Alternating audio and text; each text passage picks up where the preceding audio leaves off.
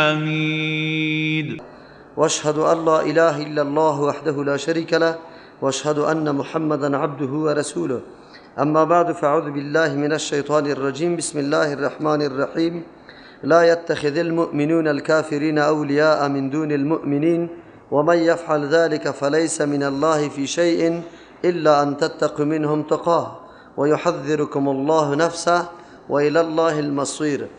دایات قبلی الله تبارک و تعالی بعد از ذکر حالات یهودا که و ادعاهای بی اساس و بی بنیاد داشتن و فکر میکردن که کدارای جنت امیا هستند، بعد از رد این نظریات بی اساس از یا الله تبارک و تعالی حالاتشان در روز قیامت یا منظرشان به طور اجمالی بیان کرد که فکیف اذا جمعناهم لیوم لا ریب فیه. در او میدان خو الله تبارک و تعالی رشته ذاتی با کسی نداره، بلکه معتبر به نزد الله عقیده و عمل است. اما همین طایفه هایی که ادعاهای بی اساس میکردن از نگاه عقیده و عمل این مردم ناکام بودن. چطور ادعا میکنن که ما در او میدان کامیاب میباشیم؟ پس از او الله تبارک و تعالی بیان تصرف خدا، ملکیت خدا، البته به چند گونه وسعت ملکیت خدا الله تبارک و تعالی بیان کرد.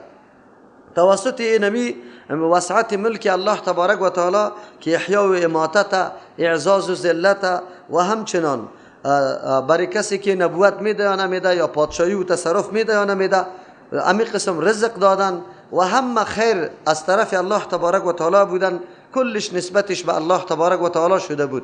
این نمایندگی زیرا میکرد که الله تبارک و تعالی تصرف تام سر کل کائنات داره و همه امور مربوط به الله تبارک و تعالی است. پس محور بندگی یا تعلقه و رابطه انسان همیشه الله تبارک و تعالی باشه. اگر با کسی دوستی میکنی به اساس محبت الله باشه، اگر با کسی رابطه قائم میکنی به اساس محبت الله باشه، اگر به کسی چیزی میدی به اساس محبت الله، از کسی که چیزی را منع میکنی به اساس محبت الله باشه. محور ایمان یا رابطه با الله تبارک و تعالی محبت الله است و محبت الله به خود وسیله و ذریعه داره که در این آیات ها بر ما و شما واضح میشه که چه قسم محبت الله را ما به دست آورده میتونیم. یقینا محبت الله جز دین است. اگر کسی به الله محبت نداشته باشه او مؤمن شدن نمیتونه. خب قاعده است که هرگاه محبت الله در قلب انسان جا بگیره، محبت الله تقاضای محبت مؤمنان را میکنه. یعنی او کسایی که رابطه با الله تبارک و تعالی داره، بندگان نیک الله هست، وقتی محبت با بندگان الله قایم شود، هیچ وقت آل یک جا نمیشه با محبت دشمنای الله. پس معلوم شد که در جهان دو قسم مردم وجود داره. یکی او کسایی هستند که اولیای الله هستند، دوستان الله هستند. اینجا ولی به معنای عام است، یعنی هر کسی که بندگی و طاعت الله را میکنه و اولیای الله شمرده میشه و محبت امرای ازواج جز ایمان است. در مقابل دشمنا وجود داره که وا معصیت و نافرمانی الله را میکنه. در قدم اول نظام الله را نمیپذیرند، بلکه تمام عمر در کوشش یزیستند که در جای نظام الله نظام خود قائم بکنه. نعوذ بالله. امروز جهان کفر فقط در صدد یزیست که نظام دموکراسی، نظام خودساخته خود در روی زمین حاکم بگردانه و نظام الله تبارک و تعالی نباشه. با این تو مردم هیچ وقت محبت شدن نمیتونه. اگر کسی قطعی طور مردم محبت میکنه، معلوم شد که محبت با الله نداره، محبت با اولیای الله نداره. از همین خاطر است که ولا و برا یکی از جمله اجزای دین ما شمرده میشه. دوستی با او کسانی که الله واره دوست داره و دشمنی با او کسانی که الله واره بغض میکنه. این از ضروریات دین ما شمرده میشه. اگر اینمی ضرورت دین از بین بره، این ناقض ایمان شمرده میشه، ایمان از بین میره. این موضوع خیلی خطرناک موضوع است، خصوصا در عصر حاضر ما. ابلیس لعین خیلی تلبیسات سر مردم آورده. خیلی مردم مسلمان که خیلی ایمانی دعوای ایمان زیاده داره، اما میبینیم که انواع دوستی ها را با دشمنان الله تبارک و تعالی قائم کرده، چی یهود چی نصارا و چی غیری از یا مجوس و مشرکین و همه مردم ها. کسایی که غیر از نظام اسلام در دیگر طرف هست کلش دشمنان الله شمرده میشه. چرا؟ پیش ما گفتیم که این الدین عند الله الاسلام. کدام نظامی که مردم باید در چوکات یزو طاعت و عبادت الله را بکنه و به نام اسلام شناخته میشه. اگر در داخل چوکات هر نظام دیگری اگر او به نام نصرانیت باشه یا یهودیت، مجوسیت باشه یا بودایزم، هندویزم باشه یا نعوذ بالله دهریت باشه، کل نظام مردود است، به نزد الله مقبول نیست و پیروان از او به نام مبغضین و دشمنان الله شمرده میشه. مؤمن به کار است که قطعی طور مردم دوستی و موالات نکنه. قرآن کریم یکی از جمله اجزای ایمان موالات با منع موالات با کفار دانسته، یعنی دشمنان الله قطعش موالات نشوه. چرا؟ به خاطری که اعزاز و عزت برای مؤمن است نه برای کفار. با موالات با امرای کفار دو امر حتما لازم است، یا است که روش و منهج و افکار و عقیده از او را خوش داری از این خاطر، یا است که نعوذ بالله تو ترجیح میدی او مردم به نسبت او طایفه‌ای که تو در زندگی میکنی که مؤمن است و هر دویش از جمله نواقض ایمان شمرده میشه. این موضوع بسیار موضوع مهم است. امروز یک تعداد مردم ما رو آورده به سوی دوستی. کسی در لباس جاسوسی برای کفار کار میکنه، کسی بنگی بر اعلی اسلام سرزنش میکنه، اسلام بدگویی میکنه، نعوذ بالله مجاهدین مسلمانان را بدگویی میکنه. مثل که شما از رسانه ها این گپا را بالکل میشنوه که وا همیشه مسلمانان را ملامت میکنه، اسلام را ملامت میکنه، سر اسلام انتقادات اعتراضات است. تمام روز شبهه های را دبین میپرته که تا جوانا نعوذ بالله فکرشان پراگنده شود. چرا در اسلام حد جاری میشه؟ چرا قاتل قصاص میشه؟ چرا زناکار رجم میشه؟ چرا حدود قایم میشه؟ چرا دست دزد قطع میشه؟ چرا حق زن پایمال شده؟ این مسائلی هستند که این مردم در آن انداخته و میخواهند مسلمانان را در شک و تردد در مورد دینشان بندازه و مؤمنان را مترددین جور بکنه. از او خاطر تلاش و کوشش از یا اینمیسته. حالی اگر مسلمانان امی مردم همکاری میکنه، امی اشاعه و امی تبلیغات از یاره این مردم به دست خود پیش میبره، برای ازواد معرض خدمت واقع میشه. این موالات با کفار است که حالی تشریح میشه و آیت قرآن کریم صراحتا گفته. این موضوع تنها موضوعی نیست که در یک جای آمده باشه، یعنی منع موالات با کفار. در سوره آل عمران در آیه 118 این موضوع را الله بیان میکنه. در سوره نساء الله تبارک و تعالی در آیه 144، در سوره مائده آیه 51 تا 57، در سوره توبه آیه 33، در سوره مجادله آیه 22 و در سوره ممتحنه آیه 13. در کل مقامات الله تبارک و تعالی این موضوع منع موالات با کفار ذکر میکنه. علت چیسته؟ علت است که ضربه بزرگی که اسلام میخوره از دست مسلمانایی که نعوذ بالله مسلمان نماست، اما در حقیقت فعالیت و کارش مکمل برای خدمت کفار است و تمام روز کل انرژی و قوت خود برای گسترش انداختن و همچنان تبلیغات ضد اسلام این مردم مصرف میکنه. تاسف است که در بسیار ممالک اسلامی همچون مردمای خیلی زیاد گرویده امی کارا شده، چون نمیدانه در قرآن ننشسته که آیا موالات با کفار چه قسم است، آیا عزت دادن با کافر چه قسم است، آیا با کافر کار کردن که در ضد اسلام باشه چه قسم است. این مسائل درک کرده نمیتونه. از امو خاطر آلی شکار اینمی موضوع موالات بسیار مردم مسلمان شده، در حالی که حج میکنه، روزه میگیره، نماز میخوانه، اما در حقیقت این چیزا به درد نمیخوره. چرا؟ موالات با کفار کفر است، درجات به خود داره. ما براتان بیان میکنم. این موضوع بسیار جدی موضوع است. در این عصر حاضر ما خصوصا مسلمانایی که در هر گوشه و نقطه زیر فشار اسارت کفار قرار داره و یک تعداد مردم با این کفار دست همکاری داده، این مردم دیگه سخت باید در حراس باشه که ایمانشان در خطر است. یعنی با وصفی که یا نمازها را میخونه اما به نزد الله قبول نیست. یادتان باشه یک موضوع را همیشه در ذهنتان بگیره، یکی موضوع عقیده است، یکی موضوع عمل است. در موضوع عقیده اگر یک عمل خلاف عقیده آمد کل اعمال انسانی برباد است، مورد اجابت و قبول الله تبارک و تعالی نمیگرده. چرا؟ ایمان از بین رفته. از او خاطر اعمال نیک در صورت عدم ایمان هیچ کدام فایده نداره. اعمال کفار خیلی کارهای نیک میکنه. امروز که میبینیم تمام کارهای عامل منفعه را کفار در دست گرفته، اگرچه توسط از این غرض فاسد داره، خود شهرت در بین مردم میده و میخواه که جای در بین مردم پیدا بکنه و بعد از او تخریبات و فسادات خود به لباس صلح، به لباس دوستی شروع بکنه. امروز این گپا را ما و شما با دست لمس میکنیم، با چشم میبینیم، با گوش میشنویم که یا توسط مؤسسات عامل منفعه خود چقدر فسادات در بین ممالک ایجاد کردن و ممالک در بدر کردن. مملکت ها آرام نیست، تشنجات در هر جای شروع است.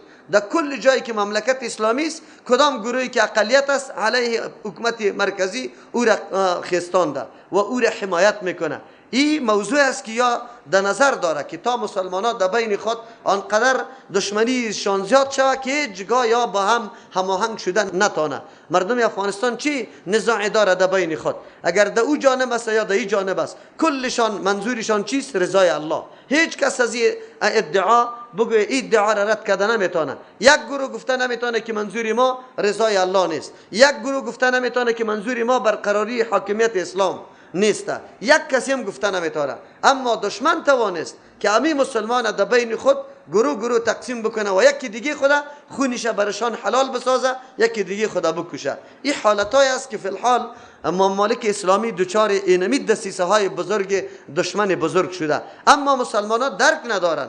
علتش است که ما اسلام از نگاه مفکوره و از نگاه تعقل و تحقیق نپذیرفتیم. اسلام ما تذکیری و میراثی بوده. فقط اینطور فکر میکنیم که یک نماز خواندیم ما مسلمان هستیم. اگر 1000 عمل مناقض ایمان دیگه انجام دادیم هیچ کدام پروایی نداره. که یکی از جمله مظاهر از او مسئله شرک است و قبر پرستی است. پیش مردم قبر پرستی هیچ گپی نیست، بلکه این عبادت میدانه. اولیاء را متصرف دانستن یا صفت الله را برش ثابت کردن گپی خوب است، این بسیار افتخار سرش میکنه. بلکه تو اگر این تو عقیده نداری تو را خارج از دین میدانه. این حالات ایمان ماست.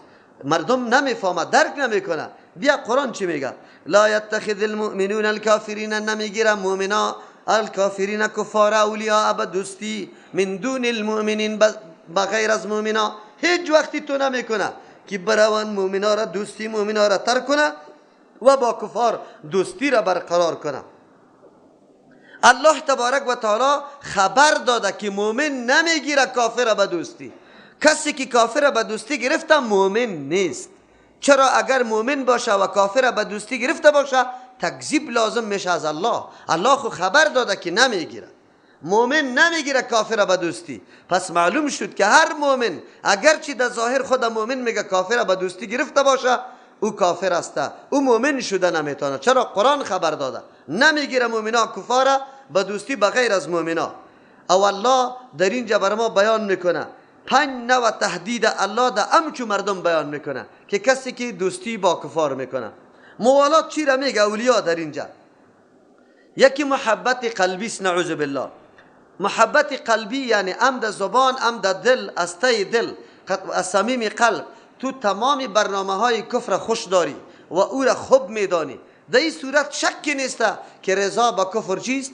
کفر است. کسی که با کفر راضی شد، خوش کرد، او را از ته دل پذیرفت، در این شک و شبهه نیست که کفر است و این آدم کافر میشه. اگرچه نماز میخونه، روزه میگیره، حج میره، زکات میده، لیکن این آدم کافر است. در اسلام ای از دایره اسلام برآمده، تمام اعمالش برباد شده. دوم مرتبه این را موالات میگه. اینی موالات آلی در 3 درجه تقسیم میشه. دوستی با کفار اول اینمیسته که برنامه های کفری را تو خوش داری و سرش راضیستی، این خب قطعا کفر است. دوم درجه اینمی موالات ایسته که تو در کارهای کفر و شرک و در نشر اشاعت کفر و شرک از او تو قطعش کمک و همکاری میکنی. زمانی که تو دقتش کمک و همکاری میکنی، اگرچه تو او را خوش نداری برنامهشه، خود تنها کمک و همکاری میکنی. در اینجا اگرچه کفر نیست لیکن این گناه عظیم و کبیره است. از او خاطر اینطور موالات یا دوستی هم منع است. از امو خاطر است که علما کدام مراسم جشن و این گپایی که سبب خوشی کفار است و او روزا را تجلیل میکنه، تمجید میکنه، اگر مسلمان یک وسیله اینمی خوشی را برش برابر میکنه، اگر راضی باشه سر اینمی روزش، سر امو عنعنش که خوب کار است، کافر است نعوذ بالله. اگر راضی نباشه در دل بد میدانه اما امداد و کمک قطعش میکنه، اسباب و وسایل برش برابر میکنه، باز این گناه کبیره است، قطعا نادرست است. تاسف در اینجا است که یک تعداد علما همچون مراسم جواز میده، فتوای جواز میده. کدام روزهای ساختگی از واره که به نام جشنا مقرر کرده، این را میگه که قطعی مردم مدارات شوه، شرکت شوه، واره تبریکی گفته شوه. از امو خاطر است که در فقه حنفی از کلی فقهای سگانه دیگه کرده، یعنی از حنبلیت و شافعیت و مالکیت کرده. در فقه حنفی ضدیت در مقابل تعظیم اینمی قسم مردم و جشن امی قسم مردم خیلی زیاد است. حکمی که در فقه حنفی در این مورد آمده در یک فقه دیگه نه آمده. چرا؟ به خاطری که احناف در مساحات زندگی میکرد که با مجوسیا جشنش هم نوا می باشه. یعنی در مناطق فقه حنفی حاکم است که اون مناطق او اولا یا سابقا نعوذ بالله آتش پرست و مجوس بوده، پس آن باز امی رسم مجوسیت نقل شده در بین مسلمان ها. وقتی مسلمان ها این کار انجام میده، علمای احناف سرش فیصله قطعی میده که او روز براتان گفتم احکام القرآن للجساس عالم متقدم علمای احناف است. و بعد از او به نقل از قول از او از ملا علی قاری صاحب، از صاحب فتح القدیر و صاحب بحر رایق ابن نجیم صاحب، فتاوای شامی، کلی علما نقل میکنه که کسی در روز نوروز یک تخمه برای تعظیم روز نوروز برای مشرک که اونمو عقیده به این روزی تجلیل داره داد، ای کافر است. ای کافر است. خود تاسف در اینجاست که امروز امی ملای حنفی ما امی تجلیلا را روا میدانه، حیثیت برش میکشه، پهلو را جهت برش میکشه. اگر از این حیثیت بگیریم اینطور است، اگر از این حیثیت بگیریم اینطور است. خو عجیب است که قرآن خو میگه که قطعا کفار به دوستی نگیری. اگر تو در این روز موتر برش برابر میکنی که در جای میلیش میرسانی، تو در این نمی عنعنه شریک هستی و گناه کبیر است. در روزای نوروز کدام موترا که در سرای شمالی در اډه مزار استاد است و مردم هم میبره به نام میلی گل سرخ، کلی از یاد در گناه شریک است. دکانی که در مزار واز است، که هتلی که در مزار واز است، به اون مردم نان میده یا در گناه شریک هستند. در این تو روزا که هر مسئله را، هر چیزی که سبب و وسیله برای کمک تجلیل روز شوه، این کلش حرام و نارواست. بری کتابای احناف یک دفعه مطالعه بکنی. امروز خو علمای ما بیچاره یا کتاب نداره یا علم نداره یا بیان نمیکنه، میترسه که مردم ما را چیزی نگویه. وگرنه فقه حنفی سری موضوع بسیار صراحت داره، بسیار قوی صراحت داره. خو افسوس است این علما کجا خواست؟ چرا اینطور میگه؟ از پرده های تلویزیون فتوای جشن نوروز داده رایسته. او را چی میکنی؟ جشن کریسمس توسط بزرگا تبریکی داده میشه، نعوذ بالله. قطع شرکت میکنه. ما در رادیو شنیدم که روز جشن هندوها بوده، در جلال آباد مصاحبه میکرد قطع افرادی که ساکن جلال آباد بود. گفتیم روز روز هندوها بود، شما چی کرده؟ گفتم سایه ماست، تمام قطعش می روز خوب تجلیل کردیم، برای از وا خیلی کمک و همکاری کردیم. عجیب است که عالم وجود نداره که برشان بگویه که کمک و همکاری و روز تجلیل و خوشی کردن این نعوذ بالله اگر راضی باشی کافر هستی، خوش بدانی کافر میشی، اگر ندانی او را بد بدانی لیکن همونطور قطعش کمک کرده تو در گناه کبیره شامل است. این دوم صورت است از موالات کفار. سوم صورت از موالات کفار است که به کافر احترام دادن و عزت نمودن. او را اینطور پست بدی که در او پست مسلمان قرار نداشته باشه، در موقع قرار بدی که مسلمان ها برای از او تعظیم میکنه. اینم یا موالات با کفار است، یا موالات با کفار است. اگرچه تو امو آدم کافر بد میدانی به خاطر کفرش، لیکن عزت میدیشه، مقام برش میدی، احترام برش میکنی، چاپلوسی برش میکنی، در دین مقدس اسلام ایام نارواست. چرا؟ کافری که در بین خطه مسلمان ها زندگی میکرد جزیه میداد، این مقام برش نمیداد. ولی امروز ببینی راستی تا نبگوی کفار در مقام اعلی قرار داره. اولین دشمن در اینجا کسانی است که عمل به سنت رسول الله میکنه. شما باور به الله بکنی، یک جناب پیر صاحبتان دمی کابل است، امی یهود و نصارا پیشش آمده بود، یک رقم میمانی را برش تیار کرده بود که پرسان نکن. آنقدر عزتمندی شکرده، پذیرایی شکرده که پرسان نکن. اما در سر مقبره و در سر منبر که میخیزه، اولین فتوای کفر علیه او کسایی میده که رفع الیدین میکنه. اولین فتوایش در مقابل او کسی است که توحید بیان میکنه. اینی مردم است. یک دفعه شما هوشیار شوی، آخر شما مسلمان ها قرآن پس کنی که کتاب الله چی بیان میکنه. بالمقابل دیگه مردم هم همینطور وجود داره که امی یهود و نصارا را عزت داده و مسلمان از ذلیل میدانه، نعوذ بالله. امیال افرادی پیدا میشه که از زیرش آنقدر نفرت داره که پرسان نکو، اما بی حیایی و بی عزتی را آنقدر خوش داره که پرسان نکو. اینطور آدم شک در کفرش نیست. چرا؟ ریش از جمله شعائر اسلام است، حجاب از جمله شعائر اسلام است. تو شعائر اسلام بد میدانی، معلوم شد که تو نفرت با دین داری و اونجا علامات و شعائر کافره خوشداری. مردم چه افتخار به چی خود میکنه، نکتایی خود میکنه نمیکنه. اگر چی دکتر ذاکر نایک الله در عمرش برکت پرته، خوب آدم است، مسائلش خوب است، اما پیش ما افراد قابل اقتدا نمی باشه. مولوی متوکل قابل اقتدا نیست. سخنش تا وقتی که مطابق قرآن و حدیث بود قابل پذیرش است، که نبود در دیوال زده میشه، در خاک زده میشه. از ما گرفته تا آخرین نقطه را، غیر از پیغمبر علیه السلام که معصوم است و اطاعتش در ما واجب است، دیگه هیچ کس مطلقاً از او پیروی نمیشه. مطلقاً از کسی پیروی نمیشه، بلکه سخنایش در معیار یا در ترازوی قرآن و سنت طول میشه. اگر موافق بود قابل قبول، اگر نبود مردود است. ولو که نینگه که چشم ما باشه، پدر باشه، امام باشه، عالم باشه، هر کس که باشه.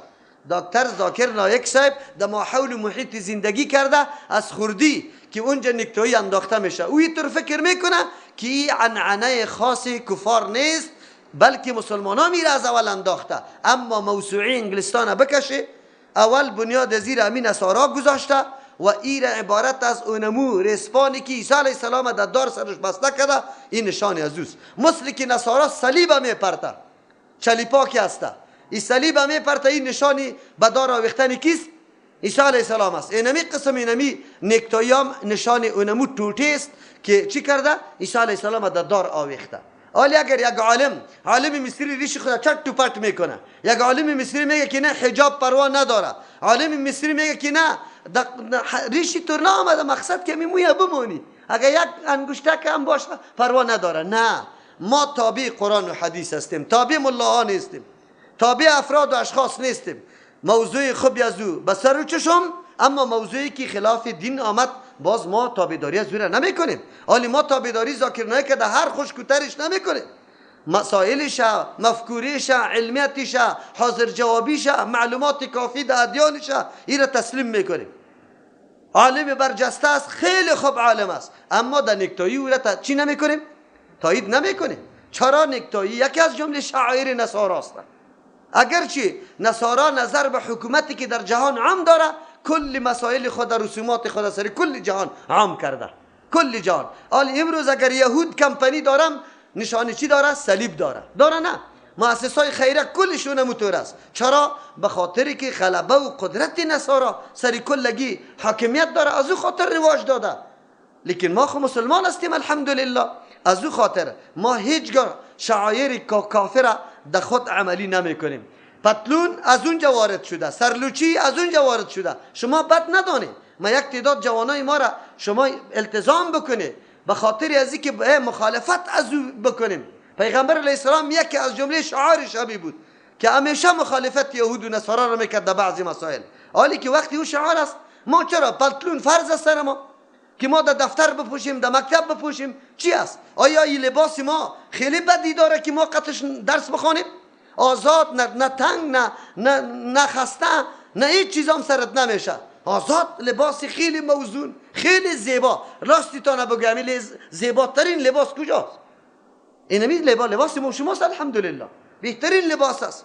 هم حیثیت مستور است و هم عزت برقه، هم زینت داره. چی ضرور است که ما اون کار را بکنیم؟ ما مسلمان ها گیرویده از ما نمیشیم که حالی این فرهنگ غلبه کرده ما بس دیگه همونطور بکنیم. اینطور باید نشود. قرآن کریم ما را از اینمی خاطر منع میکنه، و من یتولهم منکم فانه منهم. کسی که دوستی با او مردم میکنه او از او جمله شمرده میشه، در روز قیامت قطعا از او خلق میشه. پیغمبر علیه السلام نمیگه من تشبه بقوم فهو منهم. کسی که مشابهت با قوم میکنه او از او جمله، از او زمره شمرده میشه. در روز قیامت قطعی مجوس خلق شوی، قطعی یهود و نصارا، قطعی هندو، نعوذ بالله. امروز هزارا رسومات هندو در بین ما تو نیست. گلایی را که در گردن حاجی میپرته رسم کیسته؟ راستی تا نبگه.